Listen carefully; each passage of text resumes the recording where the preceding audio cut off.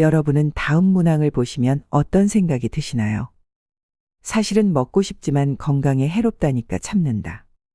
몸을 움직이기 힘든데 건강을 위해 무리하여 운동한다. 효과를 느끼지 못하면서도 오래 살려는 마음에 계속 약을 먹는다.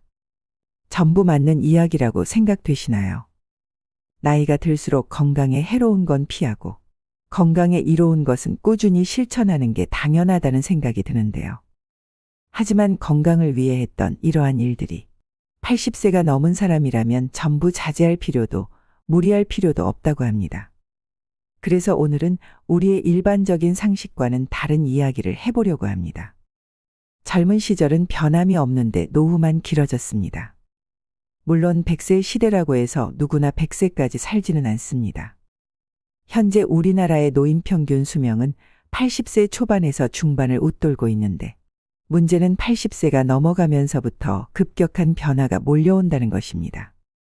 80세부터는 잦은 컨디션 난조에 팔에 힘이 빠져 물건조차 들지 못하며 심지어 리모컨조차 어디에 두었는지 기억나지 않습니다. 그리고 배우자나 가까운 사람의 죽음으로 하루아침에 고독과 절망에 사로잡히는 등 순식간에 생로병사의 거대한 벽이 거친 파도처럼 덮쳐올 것입니다. 그래서 뒤늦게 후회를 해보지만 80세부터의 우리 몸은 관리를 해도 좀처럼 회복이 되지 않습니다. 그래서 60대, 늦어도 70대부터 관리를 못하면 노년의 생활은 말 그대로 지옥이 될 수도 있습니다.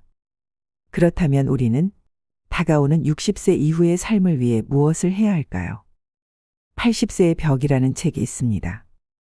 일반적으로 알고 있었던 상식을 뒤집는 부분들이 많아서 앞으로 노후를 생각해야 되는 우리 50대, 60대 분들에게도 도움이 되겠구나 싶어 이 책을 소개해드려고 합니다.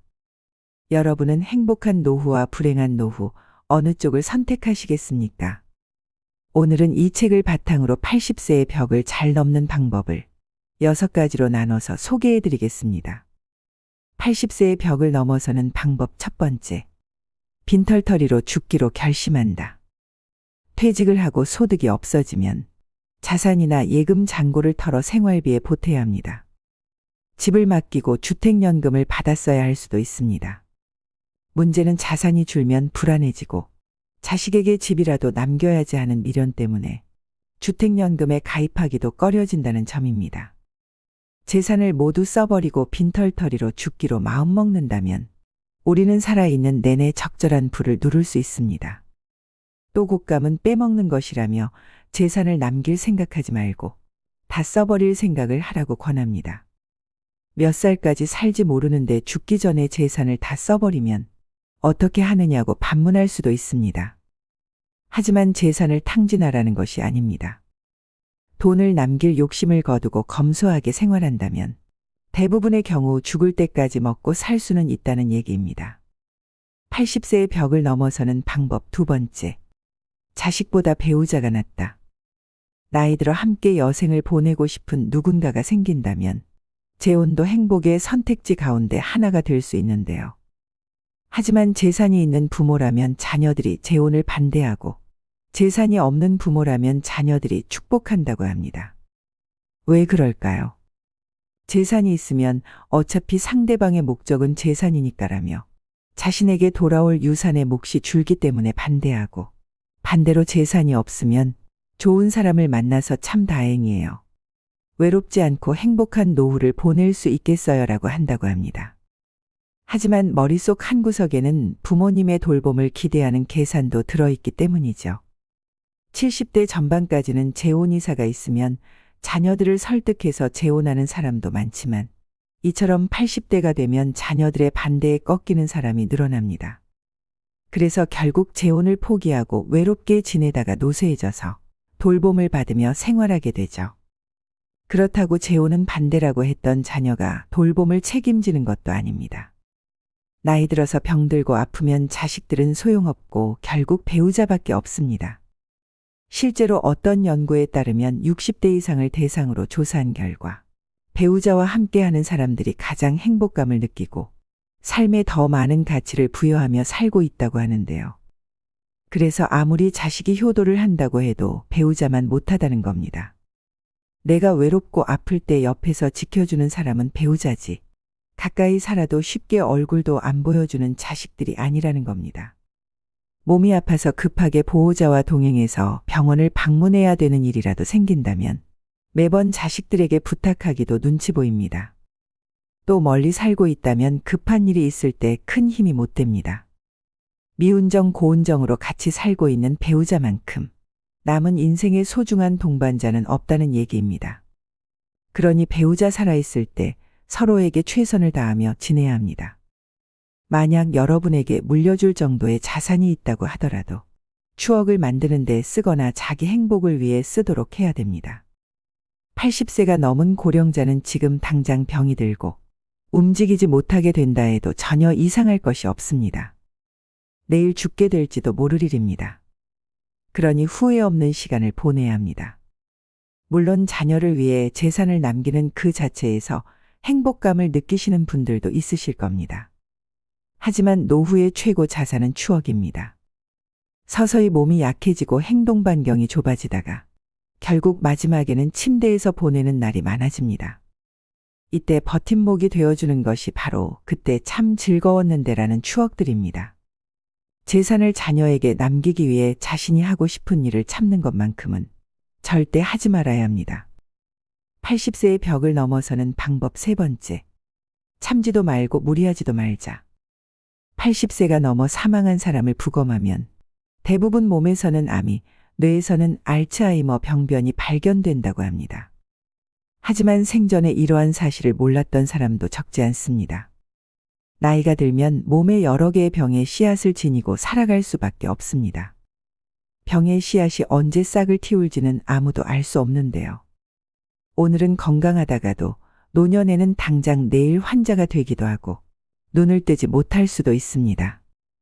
그렇기 때문에 80세가 넘으면 현실을 그대로 받아들이고 내일 당장 생이 끝난다 해도 후회가 남지 않는 시간을 보내시는 것이 가장 중요한데요. 80 이후 참거나 무리하지 않기는 후회 없는 노후를 만드는 가장 중요한 방법입니다. 저희 어머니는 맵고 짠 자극적인 음식을 좋아하시는데요. 건강을 생각해서 제발 드시지 말라고 잔소리를 많이 하는데 그때마다 먹고 싶은 걸 먹지 못하시니 스트레스를 많이 받으시더라고요. 이렇게 건강을 위한다는 명분으로 나이가 들어서도 먹고 싶은 음식을 참는 사람이 많습니다. 소식하고 달고 짠 음식을 피하고 기름진 음식을 자제하고 비만은 건강을 해친다는 사고가 사람의 상식이 되었는데요. 이런 얘기는 60대까지는 건강을 해치는 원인이 되기도 하지만 80세를 앞두고 있다면 이러한 생각은 일단 접어두셔야 합니다. 고령자는 장기 기능의 저하로 식욕이 증가하는 경우가 있을 수도 있고 먹고 싶다는 욕구는 몸이 필요하다는 것이니 입에 당기는 음식은 마음껏 드셔야 됩니다. 체중 관리한다고 굶거나 식단 관리하지 마세요. 살이 좀 찐 사람이 오히려 더 오래 산다는 통계도 있습니다. 먹고 싶은 음식을 참으면 체중 조절하기는 스스로 수명을 깎는 행위입니다. 야채식이 좋다고 매일 풀만 드시지 마시고요.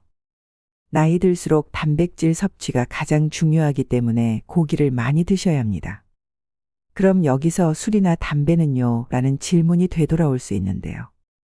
술도 드시고 싶으시다면 몸에 주는 부담을 생각해서 저녁 반주를 즐기는 정도가 현명합니다. 지나친 음주는 몸을 제대로 가누지 못해 넘어지면 낙상으로 골절되어 한순간에 늙어버리는 비극도 적지 않기 때문입니다. 또 의외라고 생각할지 모르지만 담배의 폐해는 나이가 들수록 줄어드는데요. 실제 흡연으로 단명하게 된 사람은 고령이 되기 전에 사망하기 때문입니다. 즉 담배를 계속 피웠는데도 80세까지 산 사람은 앞으로 금연하든 흡연하든 수명에는 큰 차이가 없다는 뜻입니다. 또 80대를 목전에 두고 운동을 열심히 하는 것도 아무런 도움이 되지 않습니다. 오히려 무리해서 운동하다 체내에 활성산소가 만들어지게 되면 노화를 촉진할 수도 있는데요. 80세 이후에는 그냥 30분 정도의 가벼운 산책 정도면 충분합니다. 80세의 벽을 넘어서는 방법 네 번째. 친구는 없어도 괜찮다. 어떤 사람은 혼자 있는 시간을 견디지 못하고 늘 다른 사람과 연결되어 있기를 원합니다. 하지만 허울뿐인 관계의 마음은 여전히 공허하고 집단 안에 있을수록 오히려 고독을 느끼죠.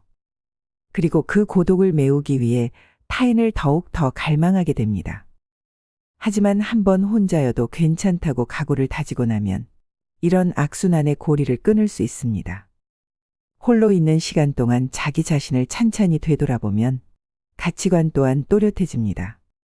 지금 이대로도 충분하다는 만족감이 생기고 자존감도 높아지죠.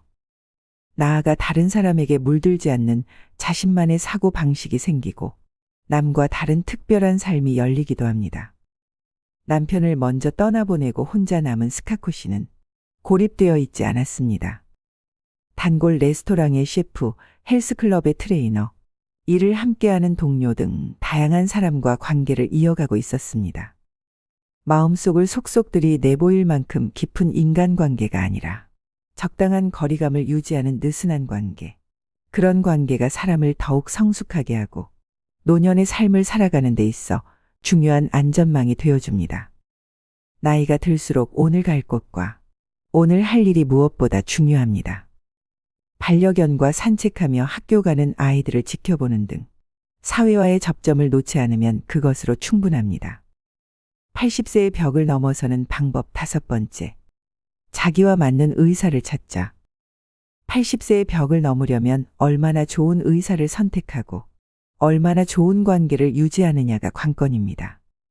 그렇다면 어떤 의사를 선택해야 할까요? 좋은 의사를 구별하는 가장 손쉬운 방법은 약에 관해 이야기를 나누어 보는 것입니다. 본래 약은 몸 상태를 좋게 하는 것이 목적인데 처방해준 약을 먹고 몸 상태가 나빠진 것 같다고 해도 이건 좋은 약이니까 혹은 약을 끊고 죽고 싶나요? 라는 식의 태도를 보이는 의사라면 그 병원은 그만 다니는 편이 낫습니다.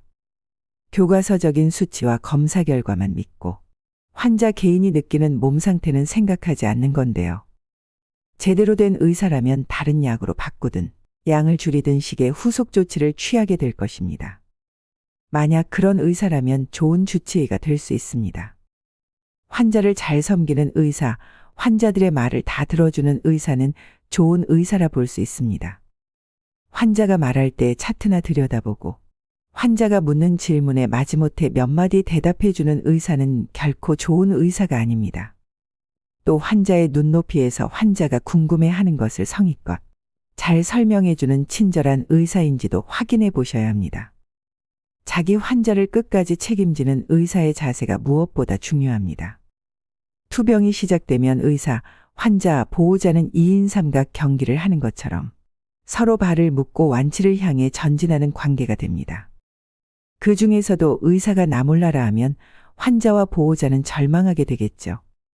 이처럼 80대가 되면 나와 잘 맞는 의사를 찾는 것이 무엇보다 중요합니다. 내가 보내고 싶어하는 노후를 이해하고 거기에 맞는 방향으로 움직여주는 의사를 만나야 하는 거죠. 수술을 원하지 않는데 수술밖에 방법이 없다고 딱 잘라서 이야기하는 것은 의사 같지 않는 의사입니다. 진료받을 때마다 불편함을 느끼게 하거나 심리적 피로감이 들게 하는 의사라면 궁합이 맞지 않다는 뜻입니다.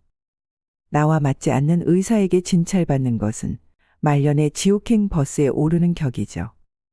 80세를 맞이하는 고령자에게 병원과 의사는 매우 가까운 존재입니다. 소중한 내 몸을 믿고 맡길 수 있는 의사를 만나는 것은 행운이라고 할 수 있습니다. 그렇기 때문에 조금 더 젊은 50대, 60대부터 이 병원, 저 병원 다니면서 널리 알려진 명의보다 나만의 명의를 찾는 일이 중요합니다. 80세의 벽을 넘어서는 방법 6번째. 약은 최소한으로 먹자. 나이 들수록 여기저기 안 아픈 곳이 없는데요.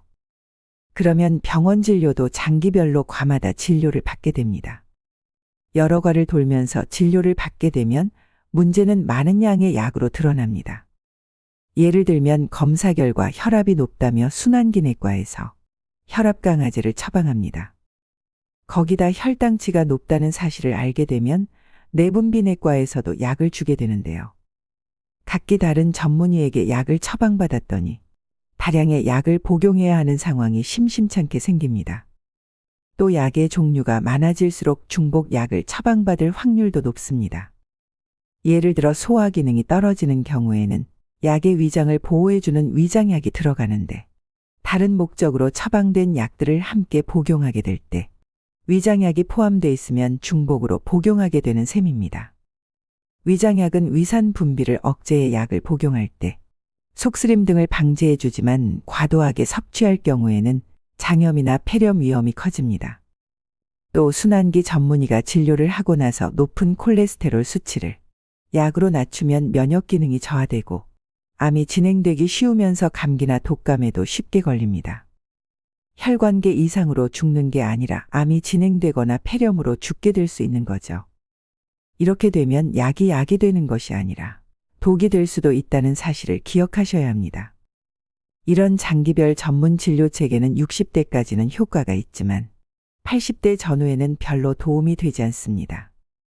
특히 고령자일수록 많은 약을 함께 쓰면 문제가 됩니다. 물론 꼭 먹어야 하는 약도 있으므로 모든 약을 끊을 수는 없지만 일상생활의 활동 수준을 방해하지 않도록 최소한에 머물러야 합니다. 머리가 아프면 두통약을 먹고 위가 아프면 위장약을 먹으면 됩니다. 필요할 때 필요한 만큼만 먹는 것이 약의 올바른 사용법입니다. 약을 계속 먹어야 오래 산다는 근거는 어디에도 없다는 사실을 기억하셔야 됩니다. 오늘은 80세의 벽을 넘는 방법 6가지에 대해 알려드렸습니다. 노년은 쇠퇴하는 시기라는 인식이 팽배하지만 사실 인생 후반은 자녀를 독립시키고 사회생활에서도 일선에서 물러나 홀가분해지는 시기입니다. 그동안 쌓아온 경험은 세상이 말하는 정답에 얽매이지 않고 나만의 해답을 찾을 수 있는 여유를 선사합니다. 비로소 온전히 자유로워질 수 있는 시간을 맞이하는 것입니다. 이 시간을 충만하게 누리는 비결은 스스로를 웃어넘기는 데에 있습니다. 긴장을 내려놓고 작은 실수 정도는 웃어넘기는 용기가 필요합니다. 그런 나를 보며 다른 사람이 함께 웃을 수 있다면 더욱 좋습니다. 또한 타인도 용서하고 나 자신도 용서하는 아량이 필요합니다. 누군가로 인해 기분 상하는 일이 생기면 그 사람을 용서해주고 내가 잘못했을 때도 스스로 한 번 더 용서해주는 너그러움을 길러야 합니다. 한편 행복이 무엇인지, 어떻게 하면 행복해지는지 지나치게 고민하지 않는 것도 중요합니다. 어렵게 생각하면 일상 속의 작은 행복들을 놓치기 때문입니다. 몸을 움직이면 자연히 심장 박동수가 높아지고 체온이 올라가며 행복 호르몬이라 불리는 세로토닌과 도파민, 성장 호르몬이 분비됩니다. 인터벌 걷기, 근력 운동 등 간단한 운동으로 행복을 쌓아가야 합니다. 만족스러운 노년을 준비하는 방법은 이처럼 단순하고 쉽습니다. 여유로운 태도로 삶의 군사를 과감히 덜어내고 허벅지 근육과 있는 힘 기르기에 집중한다면 누구나 행복한 노년을 맞이할 수 있을 것입니다. 다음에 더 좋은 내용으로 찾아뵙겠습니다. 이상 내 노후를 황금기로 바꿔줄 노후의 재구성이었습니다.